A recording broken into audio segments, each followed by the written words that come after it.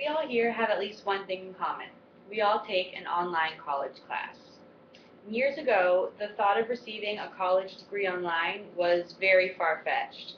But now, according to the National Center for Education, 2 out of 3 post-secondary schools offer online courses.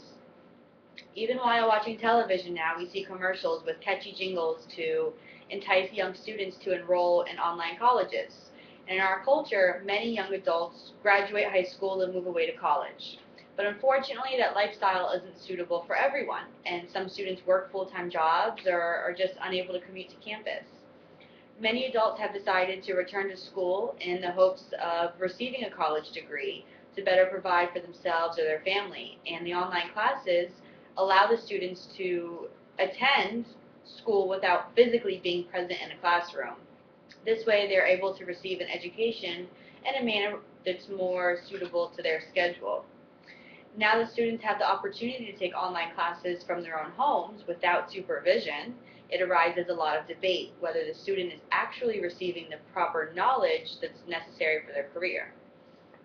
The introduction to technology in the classroom has changed the way we learn and we teach, and it has made major differences in our classrooms.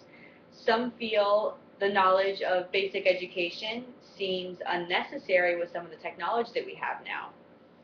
Students use spell check on the computer, which affects their basic spelling and their grammar skills. More assignments are now being typed and printed rather than handwritten, and this could affect their future with the fundamental penmanship that you learn through school. Math as well. Now there's advanced graphing calculators, and you can even find them on smartphones. So students feel that it's not necessary to learn basic math because when they're in the grocery store, they can just pull out their phone and they have their basic math skills that they need for daily life. Technology is not completely negative in the classroom because it has also benefited the way teachers instruct.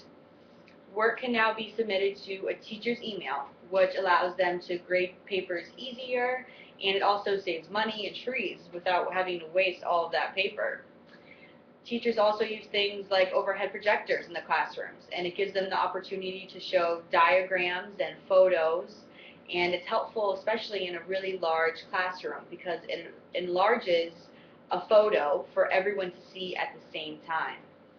Computers in the classroom act as a different outlet for students to learn in a more engaging way, and it facilitates students of all types of different learning styles. Some are more visual, some are more hands-on, and technology is allowing them to learn in their own different ways.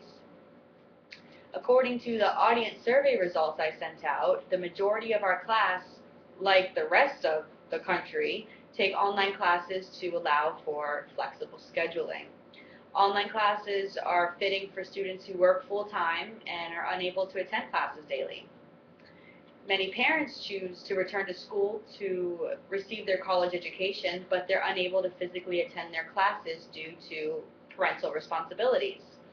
And the availability of online classes allows them to be able to manage both. Now we see even students from K through 12 have the option of taking online courses during their primary and secondary schooling, and it makes it easier for parents to homeschool students as well. Now we see a lot of high school students are taking online courses to receive their diploma through websites like FLVS, which allows students to take courses online while simultaneously taking courses on their high school campus, and a lot of students can graduate early this way. Some students take online courses for social reasons, or the opposite of that, I guess you could say.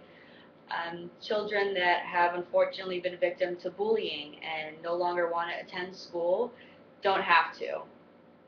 Likewise, students have social anxieties and they just prefer to learn by themselves rather than in a large classroom at a big school. Students may also take a course that's not available at their school. With the online courses, you can attend a class that's provided all the way on the opposite side of the country. And some students may just want to take a free course to refresh their memory on a subject or to get some extra knowledge for a future subject or maybe just for fun to learn a new language. In an online survey that I sent out, I asked the class if you feel you learn more and receive better grades through online classes or courses on campus. And I was surprised the results were actually just split, 50-50, which shows that every student learns differently in their own way. There's a lot of debate also whether taking online classes is more beneficial or more harmful in the long run. Online courses can be more difficult for students who lack self-motivation because it's solely the student's responsibility to keep track of assignments and tests and when papers are due. Other students have difficulty teaching themselves. They prefer to have a teacher instruct them in person on how to do the steps of every assignment. In the journal article, A Classroom of One by Jean Mayeroff, published in 2004, the author asserts that 77% of high school students admitted to using the internet to find answers to homework. So we all know that students cheat whether in class or out of class, but now that the internet is easily available, specifically in online classes, it may be easier for students to cheat. Overall, in my research, I did find that more online students admit to cheating than students who were present in a live classroom. But luckily, technology is speeding up, and there are now numerous websites like Turnitin.com that detect plagiarism on the web. So there are steps being taken to make sure that cheating is not happening with online classes. Some opponents of online classes argue that students are not receiving the social experience that is necessary in college. But now, online classes are even incorporating video and media sources that allow classmates to interact with each other and see each other and discuss assignments. However, online classes may be beneficial to college students and part-time students more than children in elementary and middle school grades, because at that age they're still developing their social skills, and that way of social education may be more beneficial to them to see how to interact with other students and peers their own age. In their first report in 2003, 57% of academic leaders at Chatham University rated online education as the same or better, while 67% gave online education a thumbs up in a recent survey. My research provided no factual information that receiving an education online was less or more substantial than receiving one in the classroom. It appears that the progress and the success of a student really just lies within his or her motivation to succeed and want to complete the class.